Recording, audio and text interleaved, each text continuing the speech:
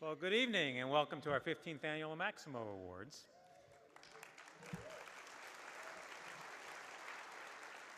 And wasn't that a great introduction by Richard Cabral?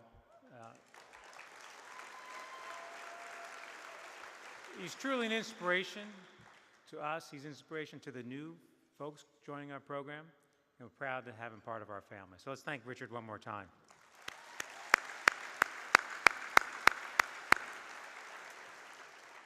So I want to tee up the night by sharing the big picture of who we are at Homeboy Industries, the difference we are making in Los Angeles, and I want to, at the end, add a few comments about life at Homeboy over these past few months.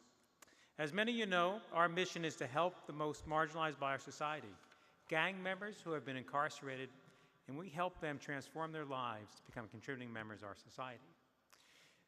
There are over 100,000 gang members in the county of Los Angeles, and for over 29 years, our organization has represented hope for these folks, that we are there with open arms when they are willing to change their lives. In the early years, Father Greg discovered that at the root of the destructive cycle of gang violence, addiction, and incarceration, there was a lethal absence of hope. And so he sought to change that paradigm.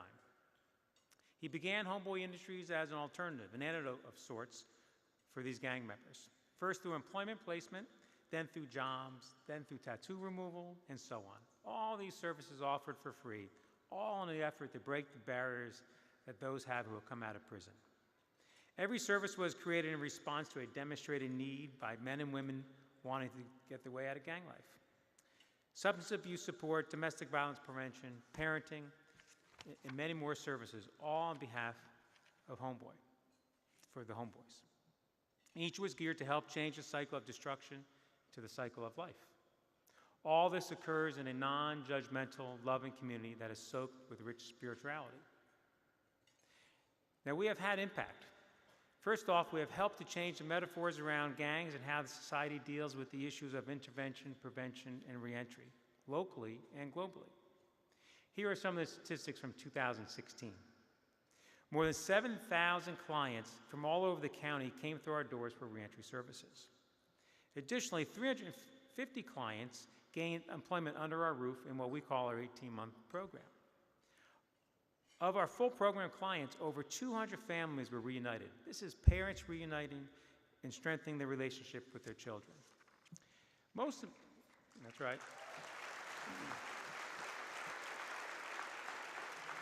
Most importantly, those who become part of our program, we have had over a 70% success rate. That's compared to a national average and a state average of a 30% success rate. And really, furthermore, we do all this with an academic perspective, which is defined by being trauma-informed with a strong community-based environment that provides for therapeutic attachment and unconditional positive regard. 70 other organizations from around the country and the world have started their own version of Homeboy Industries, and we call that the Global Homeboy Network. Now, this past summer, we had 185 service providers from 60 cities and 80 countries attending our global convening. Now, as we finished our 28th year, our agency is stable with a lot of business opportunities moving forward. Just this year, we launched our new social enterprise, Homeboy Recycling.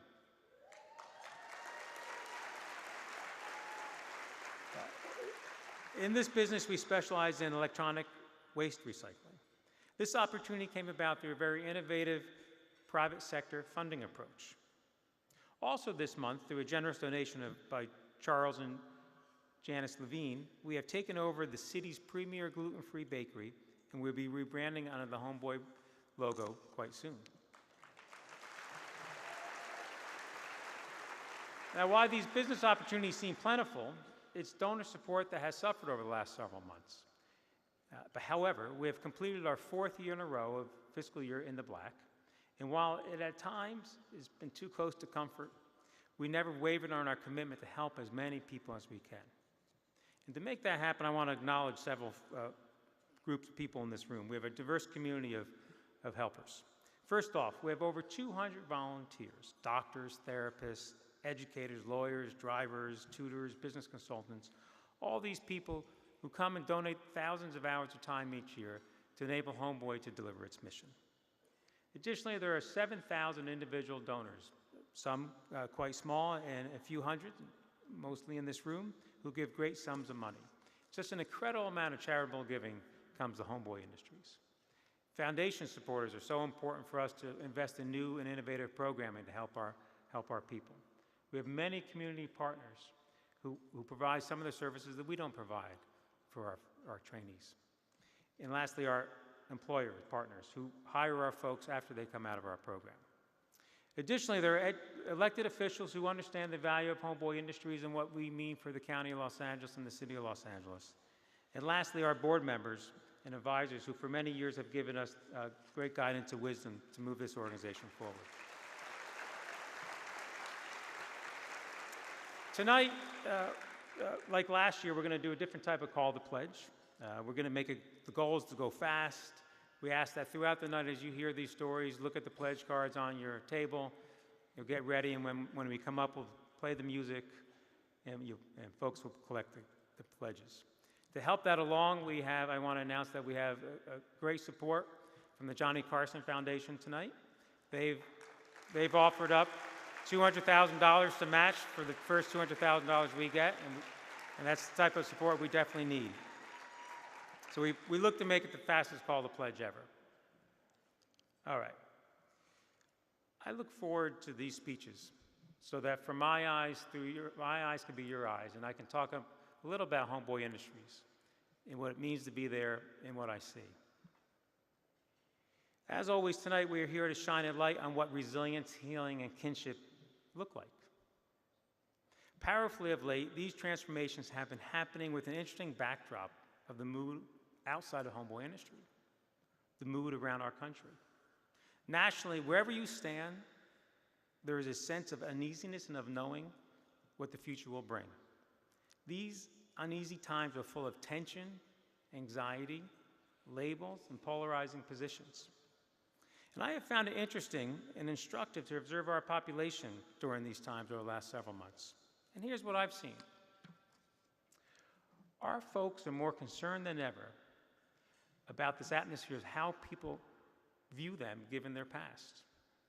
The label of a felon, the label of being a gang member, is scorching. And it's not who our people are today. But labels are more in vogue than ever before. I've also seen our folks almost shrug their shoulders in the sense of saying that these attitudes of lack of tolerance, not being trusted, being told they are bad, is not new for them. They've heard this their whole life. And at the same time, really they are somewhat bemused at how unsettled the rest of us are with just us experiencing a tiny bit of harsh language, but it's what they have dealt with, again, their whole life. It's been my pleasure to be at Homeboy Industries. I've learned a lot. It's been a rich experience for me. And what I've learned from observing is that every day, no matter what the obstacles are in front of our folks, they keep working to transform their life. Even when society stacks a great many obstacles before them. I've also learned that loving oneself as God loves each of us gives people the confidence and willingness to change. At Homeboy, we teach our folks to love themselves. And that no matter what label gets thrown at you, belief in who you are allows you to heal and thereby thrive. What we have here at Homeboy Industries is a calming, therapeutic place that no matter what happens outside our walls, we stand in kinship with each other, and it's the power of the group, it's the power of the family that carries each one of us forward. So I ask all of you in this room tonight to not forget these lessons as we live our own lives. But more importantly, I ask you, don't forget these lessons as the world swirls around us at Homeboy Industries with an atmosphere and an attitude that says that our people are bad. And to be clear, our folks, who are the most demonized, will never be a vocal, impactful group. There will never be marchers for our folks. Our folks don't have a voting bloc. In fact, our folks only have this greater Homeboy family. And everyone in this room tonight is part of that family. And we need you to be our advocates. We need you to advocate for second chances. We need you to advocate for compassion over hate.